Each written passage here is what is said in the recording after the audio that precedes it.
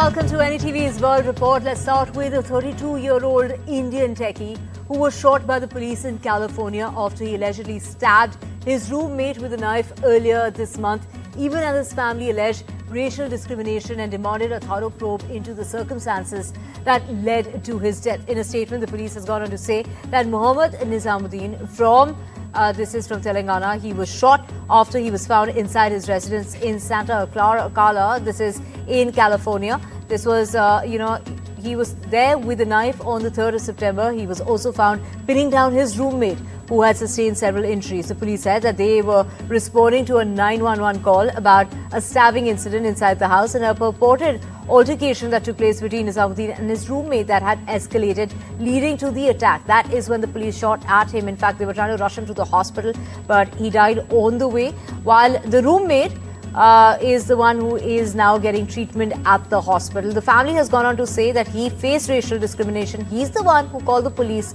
for help.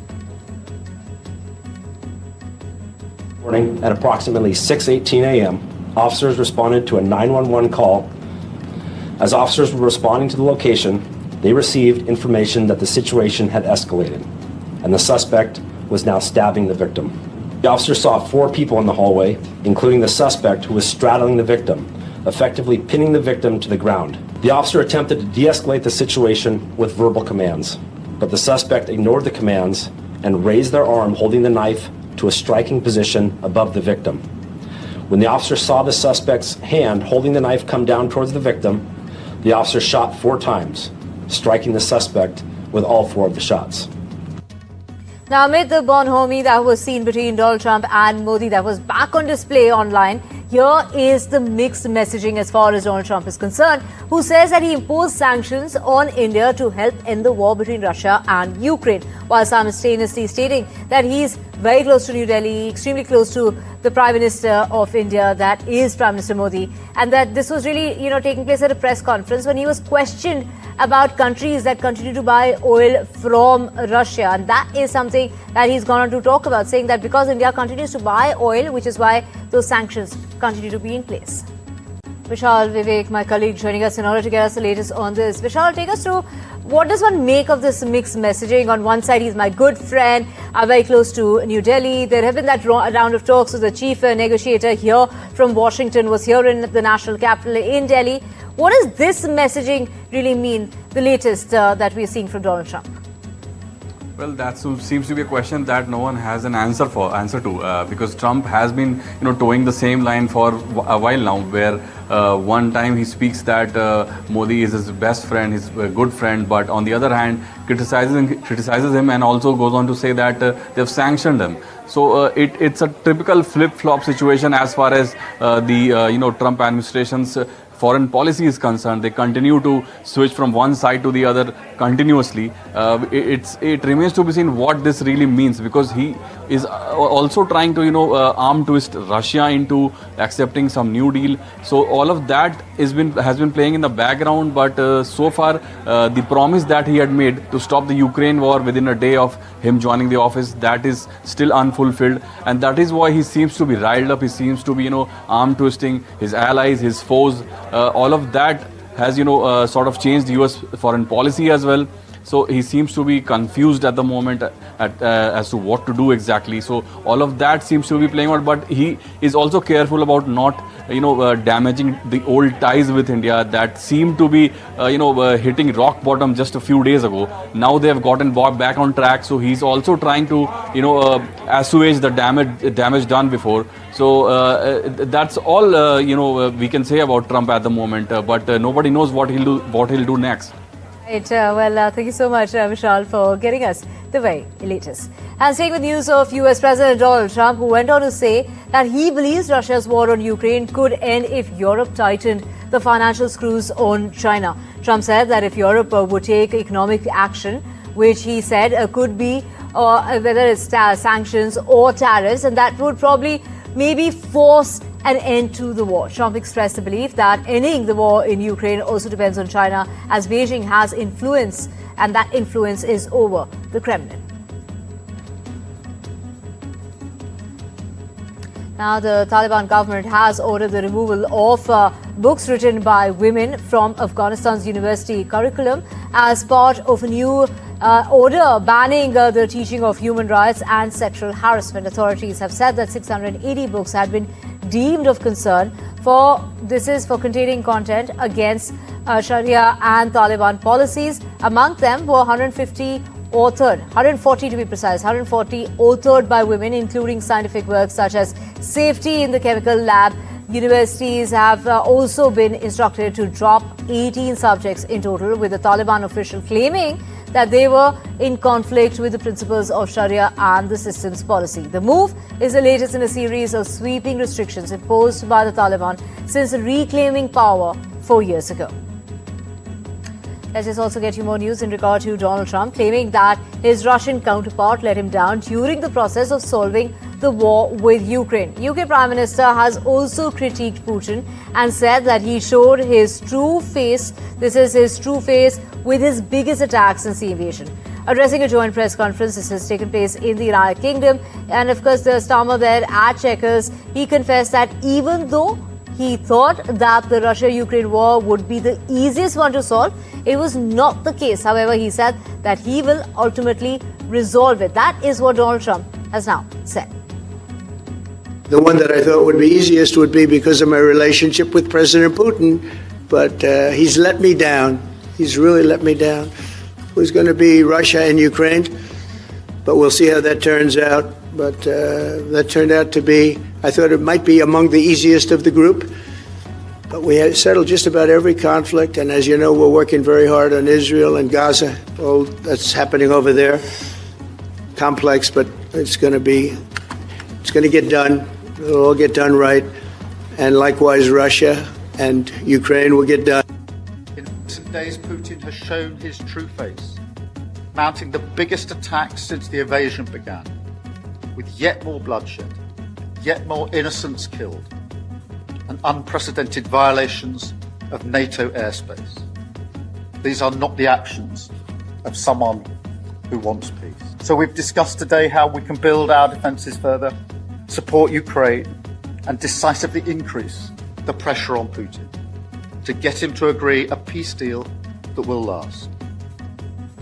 And it's Russian Foreign Minister Sergei Lavrov who has criticized the US rhetoric on tariffs and said that such pressure will not succeed and ancient civilizations such as India and China will not yield to ultimatums. Speaking at the Great Game program of Russia's main channel, Lavrov explained how the demands that the US has put forth for countries like China and India in order to stop purchasing Russian energy are pushing the countries further away.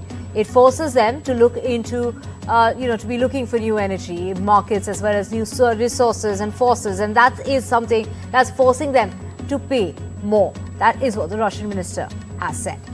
Now, with little prospect of Ukraine joining NATO, the country's Western allies have brought into an alternative strategy as far as, deterring this is Russia now and in the future. Invest billions in Ukraine's growing and highly regarded weapons industry so that it can better defend itself from Moscow's aggression. And eventually, there will be share cutting-edge drones, missiles and other military technology as well with Europe and the United States. One recent advance in Ukraine's homegrown arsenal is what is required. This is a drone that can evade Russian jamming devices, fly more than 20 kilometers and drop 6 kilograms of guided explosives onto tanks and other high-value targets as well. There's no drones we know that can stand against the EV machines and fly that far right now in this moment. This is why this is unique. And you can see how Ukraine, who does not have, for example, missiles that can hit enemy planes at the point where they actually making a shooting on our territory, but we use drones to destroy them. Now, the President of the United States has suggested that some TV networks should have their licenses taken away as he backed America's broadcast regulator in a row over the suspension of the host of ABC's Jimmy Kimmel.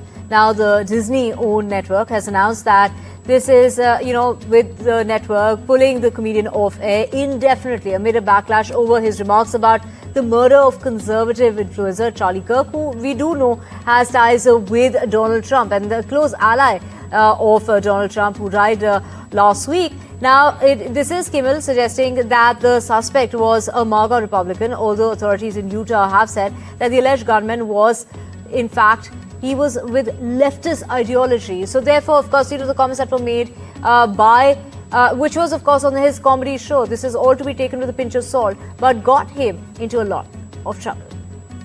Well, when a late night host is on network television, there is a licensing. I'll give you an example. I read someplace that the networks were 97% against me. I get 97% negative, and yet I won easily. I won all 7 swing states, popular, I won everything.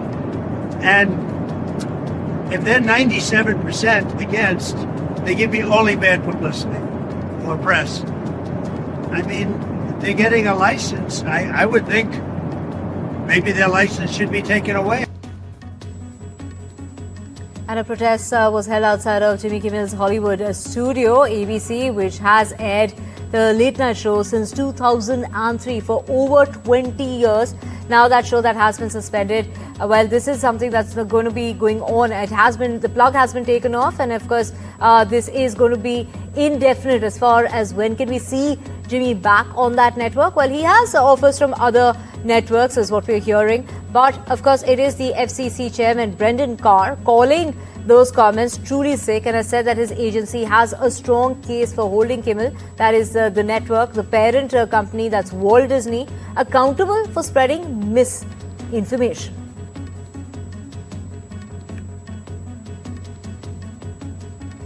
A powerful 7.8 magnitude earthquake struck off the coast of Russia's far eastern Kamchatka, this is the peninsula, early today, rocking buildings and prompting authorities to issue a tsunami alert, which was later withdrawn. Videos posted on social media sites showed furniture and light fixtures shaking in homes, while another showed a parked car rocking back and forth on a street. And it's Venezuela that has conducted military exercises on Thursday in the Caribbean island. Well, this is the government saying that it's preparing its army after the activity of the U.S. warships near its coast. It's the second of the 3 days of drills in the island. The defense minister has gone on to say that the exercises are part of an order given by the president in order to prepare. This is a preparation for an alleged threat of the U.S. invasion to force a change of government. The Venezuelan army exercise includes 12 military ships, 22 aircrafts, as well as anti-aircraft defense equipment as well, along with others, and that is something that is being used in those drills. Hoy nuestro comandante en jefe nos ha ordenado un ejercicio, una maniobra de campaña. Se llama así, maniobra de campaña Caribe Soberano 200. Caribe Soberano 200. Y se va a realizar en la isla de la Orchila, para más o menos referenciar aquí en este mapa que tengo atrás. Aquí está la Orchila, un territorio insular de 43 kilómetros cuadrados aproximadamente. Robin now is a therapeutic robot programmed to act like a 7-year-old girl as it travels around nursing homes and hospitals as well as pediatric units, providing emotional support while helping to combat staffing shortages. With a large screen displaying cartoon-like features and a sleek, wide frame designed for hugging, Robin has become a familiar face in 30 healthcare facilities across 4 states. Robin is about 30% autonomous, while a team of operators working remotely controls the rest under watchful eyes of clinical staff. With each interaction, they collect more data and get closer to it being able to function independently so. Primary goal of Robin to comfort patients during their stay in medical facilities and provide engagement, entertainment, emotional support. One of the examples is a pediatric use case where kids are admitted for a long hospital stay and they are experiencing different type of medical procedures, and a lot of them are painful. So Robin is a companion that stays with them Yeah, I think the patients definitely know who she is. You know, she takes turns in every patient's room, you know, spending a little bit of time with them. And you can tell that the patients, when she, you know, enters the room, they light up because they know it's their turn. Now, along Italy's central coast on Thursday, it was driver Fabio Barone who raced across the flight deck of a Navy ship while chasing a world record. The fastest car on a boat, and it was last year that he set the Italian Timekeepers Federation's record on another aircraft carrier in southern Italy, hitting 152 kilometers per hour. Now on Thursday, this is on the coast near Rome, he aimed to reach 160 kilometers per hour and then hit the brakes before launching off the deck, so-called ski jump, and smashing into the cruise's ship station just 4.